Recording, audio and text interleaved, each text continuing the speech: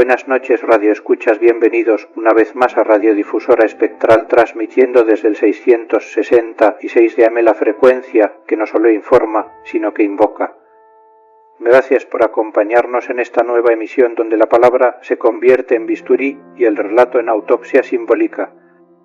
Si esta transmisión les resulta inquietante o reveladora, no olviden dejar su comentario, compartir este archivo sonoro con quienes aún creen que lo humano es siempre humano y suscribirse al canal para que la frecuencia no se pierda entre el ruido. Esta noche nos adentraremos en un territorio donde la razón se disuelve y la carne se convierte en signo. Abordaremos 3 casos que han sido relegados al margen de la historia oficial, no por falta de pruebas, sino por exceso de horror. 3 hombres, 3 nombres, 3 geografías distintas unidos por un mismo impulso. El primero en la Ciudad de México, un escritor frustrado que convirtió su departamento en altar y su pluma en bisturí. El segundo en Alemania, un hombre que publicó un anuncio buscando a alguien que quisiera ser devorado y lo encontró. El tercero en Japón, un estudiante brillante que cruzó la línea entre el deseo y la digestión y lo documentó con una frialdad quirúrgica. Estos casos no serán narrados con morbo ni con sensacionalismo, sino con la precisión de un informe forense y la cadencia de un grimorio leído en voz baja, porque lo que vamos a explorar no es solo el acto, sino su arquitectura simbólica. El canibalismo no como crimen, sino como fractura del lenguaje, como colapso del símbolo, como espejo invertido de la civilización. Esta emisión no es apta para oídos que buscan consuelo. Es para quienes se atreven a mirar donde nadie quiere mirar, porque hay verdades que no se gritan, se susurran, y esta noche las susurraremos juntos. Radiodifusora Espectral comienza su transmisión. Ajusten el dial, enciendan la vela, y no se alejen demasiado del umbral. El canibalismo, como fenómeno extremo, no surge en el vacío, sino en la intersección de múltiples fracturas psicológicas, sociales y simbólicas. En los 3 casos que abordaremos esta noche se observa una constante inquietante, una infancia marcada por el abandono, la humillación o el trauma, una adolescencia donde el deseo se desvía hacia lo inasimilable y una adultez donde la transgresión se convierte en dramática.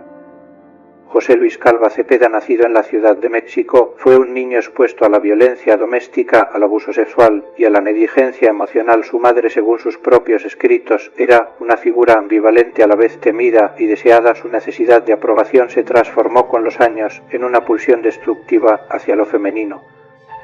Armin Meiwes creció en Alemania en un entorno rural marcado por la ausencia del padre y la sobreprotección de una madre dominante y castradora. Su infancia estuvo atravesada por el aislamiento social y la construcción de un mundo interior donde la fantasía de fusión con el otro se convirtió en necesidad.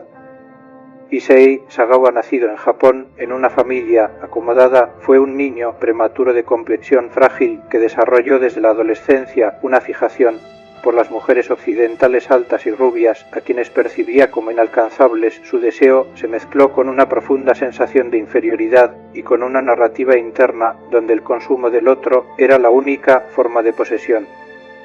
Los 3 compartían rasgos comunes: introversión, aislamiento social, fantasías de control absoluto y una relación distorsionada con el cuerpo propio y ajeno.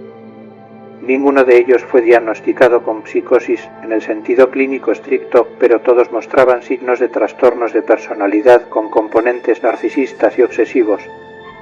El canibalismo en estos casos no fue producto de un impulso súbito, sino de una construcción simbólica prolongada, donde el cuerpo del otro se convirtió en texto, en objeto, en respuesta. No se trató de hambre, sino de lenguaje, de una necesidad de inscribir en la carne lo que no podía ser dicho de otro modo. Los 3 protagonistas de esta emisión compartían una habilidad inquietante, la de ocultar su abismo bajo una máscara de funcionalidad social. José Luis Calva se presentaba como escritor, dramaturgo y poeta, participaba en círculos culturales marginales y dirigía pequeñas obras de teatro en foros alternativos. Su apariencia era la de un hombre culto, sensible, incluso tímido, alguien que hablaba de literatura con pasión y que citaba a Baudelaire y Artaud con naturalidad. Armin Meiwes era técnico en informática, vivía en una casa heredada de su madre en un pueblo tranquilo de Alemania y era descrito por sus vecinos como reservado pero educado mantenía su jardín impecable, saludaba con cortesía y jamás levantó sospechas más allá de su afición por la tecnología y su vida solitaria. Issei Sagawa provenía de una familia adinerada, estudió literatura en la Universidad de la Sorbona en París y era conocido por su cortesía extrema, su voz suave y su obsesión por la poesía francesa. Asistía a conferencias académicas y escribía ensayos sobre Baudelaire y Mishima. Ninguno de ellos era un paria social en el sentido estricto, todos lograban insertarse en entornos donde su inteligencia y su sensibilidad eran vistas como virtudes, no como señales de alarma.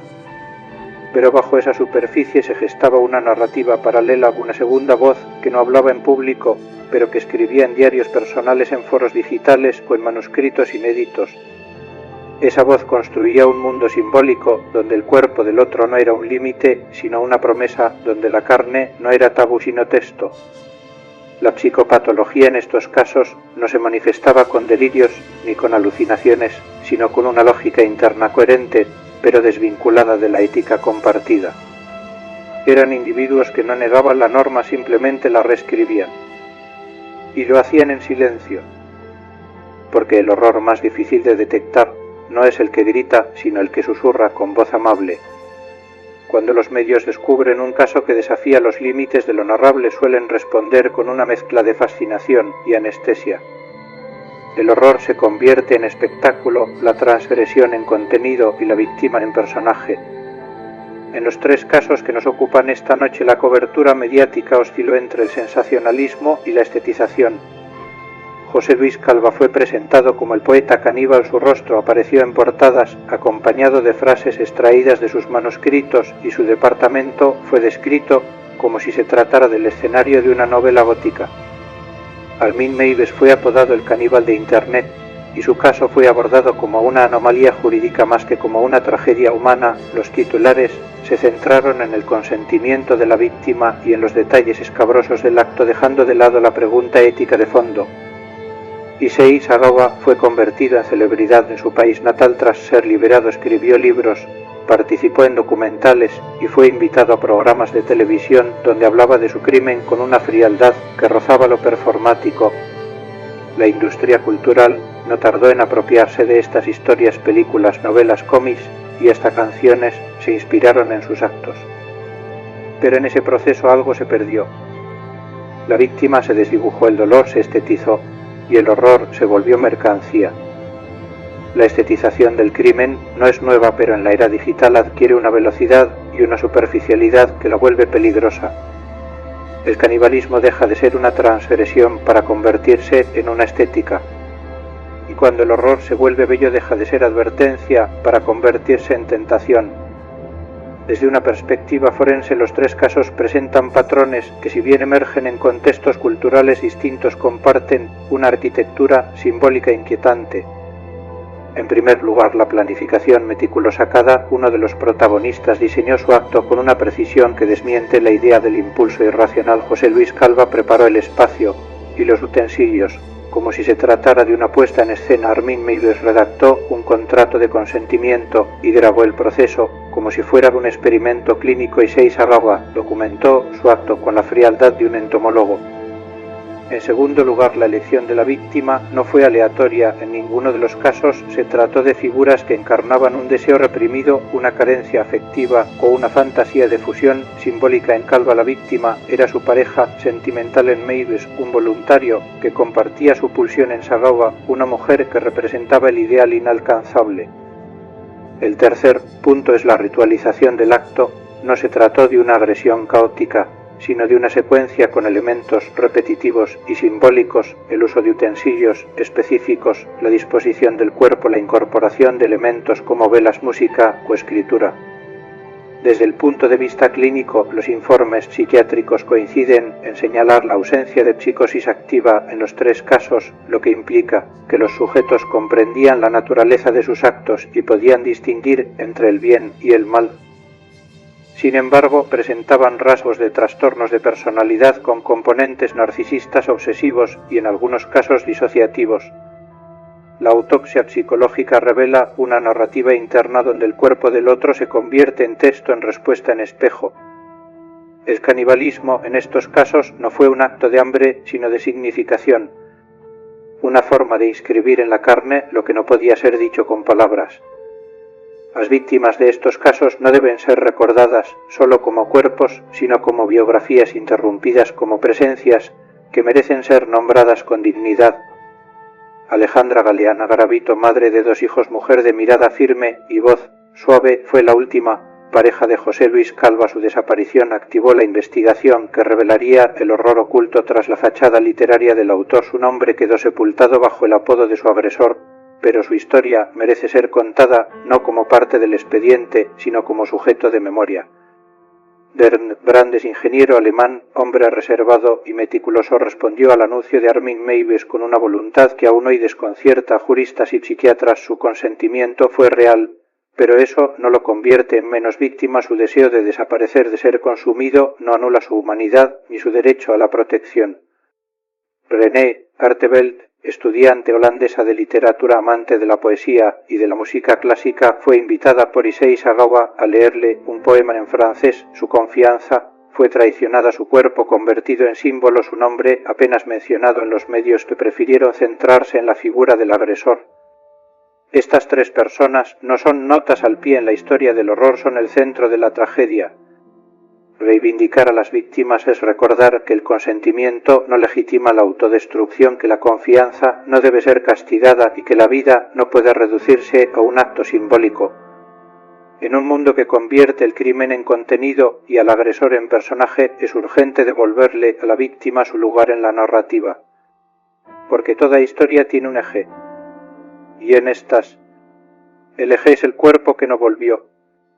La maldad no siempre llega envuelta en sombras, a veces se sienta a nuestro lado en el transporte público, nos saluda con cortesía en la escalera o nos recomienda un libro en la fila del supermercado. Los 3 protagonistas de esta emisión no eran espectros ni figuras marginales, eran hombres funcionales, con rutinas, con vecinos, con saludos cotidianos. José Luis Calva dirigía obras de teatro y hablaba de poesía en cafés literarios. Armin Meiwes cuidaba su jardín y saludaba a los niños del vecindario. Issei Sagawa escribía ensayos sobre literatura francesa y asistía a conferencias académicas. Ninguno de ellos gritaba, su abismo lo susurraban. Y ese susurro es el que más debería inquietarnos, porque la maldad no siempre se anuncia con estruendo, a veces se disfraza de sensibilidad, de inteligencia, de cortesía. Vivimos en una cultura que asocia el peligro con lo grotesco, con lo marginal, con lo visible, pero estos casos nos recuerdan que el verdadero horror puede estar perfectamente peinado, perfectamente vestido, perfectamente articulado. La advertencia no es paranoica, es simbólica. No se trata de desconfiar de todos, sino de recordar que la oscuridad no siempre se manifiesta como sombra, a veces se manifiesta como carisma, como talento, como aparente normalidad. El mal no siempre se esconde en el bosque, a veces se sienta en la primera fila del teatro. Y a próxima emisión de Radiodifusora Espectral nos llevará a un lugar donde el tiempo no avanza, sino que se pliega, donde las voces no se escuchan, sino que se filtran, y donde los archivos no se leen, sino que se descifran. Exploraremos un caso olvidado por la historia oficial, pero registrado en los márgenes de lo inexplicable. Una desaparición en un internado religioso. Una carta escrita con símbolos que no pertenecen a ningún alfabeto conocido. Y una grabación en cinta abierta donde se escucha una voz que no corresponde a ningún ser humano. No será un caso de crimen, sino de colapso. No una historia de horror, sino de resonancia. Porque hay archivos que no se abren con llaves, sino con ritual. Y este será uno de ellos. Te esperamos el próximo miércoles en esta misma frecuencia, el 666 de AM, la señal que no solo informa, sino que invoca. Hasta entonces, mantén la vela encendida y no respondas si alguien llama por tu nombre desde el otro lado del espejo,